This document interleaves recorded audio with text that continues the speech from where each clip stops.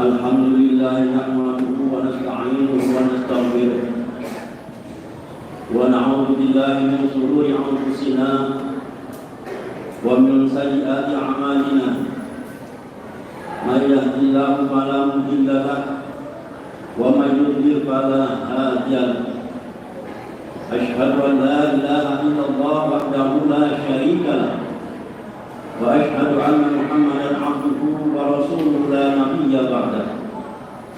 Allahumma shalli wa sallim wa barik ala sayyidina wa maulana Muhammadin wa ala alihi wa ashabihi wa mawala. Amma ba'du. Fa ya ayyuhan nas usikum wa nafsi bi taqwallahi azza wa jalla haitsu ma kuntum. Qala Allah Ta'ala fi kitabihil karim, a'udzu billahi minasy syaithanir rajim. Ya ayyuhalladzina amanu taqullaha wa qulu qawlan sadida yuslih lakum a'malakum wa yaghfir lakum dhunubakum wa may yuti'illaha wa rasulahu faqad faza fawzan 'azima. Shadaqallahul 'azim. Ma'asyiral muslimin, sidang Jumat rahimahullah. Di awal khutbah Jumat pada siang hari yang mulia ini, saya berwasiat kepada diri saya sendiri, juga kepada para jamaah sekalian, untuk senantiasa meningkatkan kualitas iman dan takwa. Iman dan takwa kita pada Allah Azza wa Jalla. Sebab hanya dengan bekal iman dan takwa itulah kita mendapatkan jaminan kebahagiaan jiwa dan raga, baik di dunia maupun di akhirat. Salawat serta salam semoga senantiasa tercurah kepada junjungan kita Nabi besar Muhammad sallallahu alaihi wasallam, juga kepada seluruh keluarganya, seluruh sahabatnya dan seluruh pengikutnya hingga akhir zaman. Dan juga tidak lupa kepada para tabi'in, kepada para alim ulama sebagai penerus perjuangan Rasulullah sallallahu alaihi wasallam dalam rangka menciarkan agama Islam di muka bumi ini.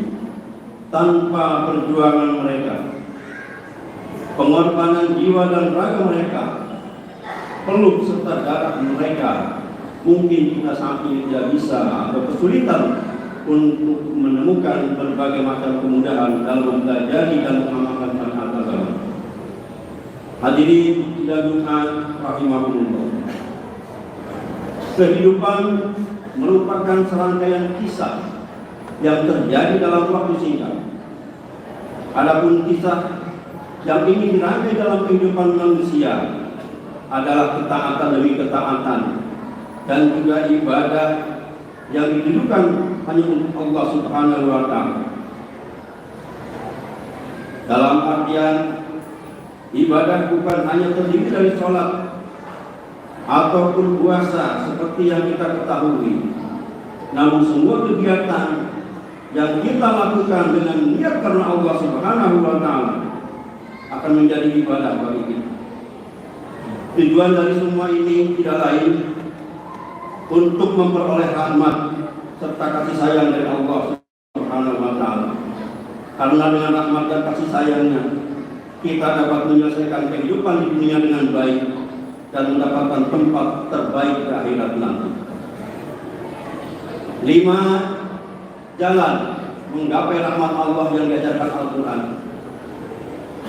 Ma'asyiral muslimin rahimakumullah, tanpa rahmat Allah Subhanahu wa Ta'ala tidak akan ada satu orang pun yang bisa masuk ke tempat terbaik, yaitu surganya Allah Subhanahu wa Ta'ala. Maka dari itu Rasulullah sallallahu alaihi wasallam mencontohkan beberapa hal yang dapat kita lakukan untuk menjemput rahmat tersebut. Yang pertama, senantiasa beribadah dengan sungguh-sungguh, seakan-akan ibadah kita diperhatikan dan diawasi oleh Allah Subhanahu wa Ta'ala. melaksanakan salat 5 waktu, berpuasa dan ibadah lain yang sudah ditetapkan oleh Allah dan Rasul-Nya adalah wujud dari keimanan dan ketakwaan kita kepada Allah Subhanahu wa Ta'ala. Semua itu harus kita laksanakan dengan istiqomah. Rasa takut akan tidak diterimanya amal kita, serta penuh mengharapkan mendapatkan rahmat dari Allah Subhanahu wa Ta'ala. Wa la tusiru bil ardi ba'da islahiha wad'uhu khawfan wa tama'an inna rahmatallahi qaribun minal muhsinin. Dan jangan kamu berbuat kerusakan di bumi setelah diciptakannya bumi ini dengan baik. Berdoalah kepadanya dengan rasa takut dan penuh harap. Sesungguhnya rahmat Allah sangat dekat kepada orang-orang yang berbuat kebaikan. Yang kedua, mentaati perintahnya dan juga menjauhi larangannya. Senantiasa taat kepada Allah dan Rasul-Nya dalam kondisi apapun, baik dalam keadaan susah maupun dalam keadaan senang, terkena musibah ataupun dalam keadaan nikmat, ketika kita sendiri ataupun saat di tengah-tengah orang banyak. Ketaatan ini kita manifestasikan dalam bentuk melaksanakan semua perintahnya dan menjauhkan diri dari segala yang dilarang oleh Allah Subhanahu wa Ta'ala. Allah Subhanahu wa Ta'ala berfirman, "A'udzu billahi minasyaitonir rajim. Waktub lana fi hadhihi dunya hasanatan wa fil akhirati inna hudna ilaik. Qala 'adabi yusibu bihi man asya wa rahmati wasi'at kulli syai'. Fasa'aktu ba'alil ladina sadyaquna wa yu'tuna zakata wal ladina hum bi ayatina yu'minun." Dan tetapkanlah untuk kami kebaikan di dunia ini dan di akhirat. Sungguh kami kembali bertobat kepada Engkau. Allah berfirman, "Siksaku akan aku timpakan kepada siapa yang aku kehendaki, dan rahmatku meliputi segala sesuatu. Maka akan aku tetapkan rahmatku bagi orang-orang yang bertakwa, yang menunaikan zakat, dan orang-orang yang beriman kepada ayat-ayat kami." Quran Surat Al-A'raf ayat 156. Yang ketiga, saling berkasih sayang dengan sesama makhluk Allah Subhanahu wa Ta'ala. Ini juga menjadi wasilah untuk turunnya rahmat Allah Subhanahu wa Ta'ala. Karena hal ini menjadi bentuk dari rasa syukur kita yang telah diberikan kehidupan oleh Allah Subhanahu wa Ta'ala. Kasih sayang ini kita wujudkan dalam bentuk sikap saling tolong menolong dalam kebaikan, amar ma'ruf dan nahi munkar, serta sikap-sikap lainnya. Yang keempat, senantiasa beriman, berhijrah dan berjihad di jalan Allah Subhanahu wa Ta'ala. Innal ladzina amanu wal ladzina hajaru wa jahadu fi sabilillah ulaika yarjuna rahmatallah wallahu ghafurur rahim. Sesungguhnya orang-orang yang beriman dan orang-orang yang berhijrah serta berjihad di jalan Allah, maka itulah yang mengharapkan rahmat Allah. Allah Maha Pengampun lagi Maha Penyayang. Yang kelima, senantiasa membaca, menghafal dan mengamalkan Al-Quran.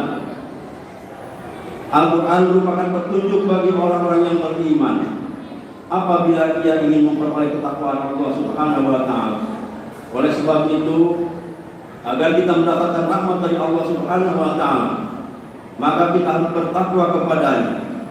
Agar kita bisa bertakwa, kita harus mengikuti petunjuk-petunjuk yang ada di dalam Al-Quran. Maka tidaklah mungkin bagi kita apabila ingin bertakwa kepada Allah tapi tidak mengikuti semua yang terdapat di dalam Al-Quran. Wa hadza kitabun anzalnahu mubarakun fattabi'uhu wattaqu la'allakum turhamun. Dan ini adalah kitab Al-Quran yang kami turunkan dengan penuh berkah. Ikutilah dan bertakwalah agar kamu mendapat rahmat. Rahmat Allah Subhanahu wa Ta'ala merupakan impian yang ingin dicapai oleh setiap insan. Maka dari itu, untuk mencapai impian tersebut, kita harus menjemputnya dengan melakukan setiap hal yang Allah Subhanahu wa Ta'ala sukai. Karena saat rahmat Allah Subhanahu wa Ta'ala turun, kemudahan dan ketenanganlah yang kita dapatkan, baik di dunia maupun di akhirat. Amin, amin ya rabbal alamin. Demikianlah podcast singkat kali ini.